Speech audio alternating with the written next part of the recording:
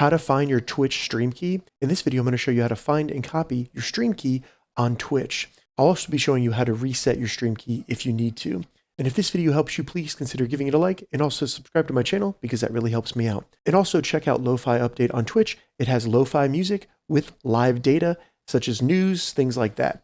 So to get started, all we need to do is open up a browser, navigate to twitch.tv, and then make sure you're logged into your account. Go up to the top right, select your channel icon, and then go to Creator Dashboard. Once in Creator Dashboard, in the left menu here, select Settings, and then go to Stream. And then all you need to do is find Primary Stream Key and select Copy, and this will copy your stream key. You can also view it by selecting Show. If for some reason you need to reset your stream key, maybe someone found it or you publicly posted it by accident, you can select Reset right there, and it'll give you a brand new stream key where then you can copy it, add it to OBS or whatever you're using to live stream, and then you'll be able to live stream again.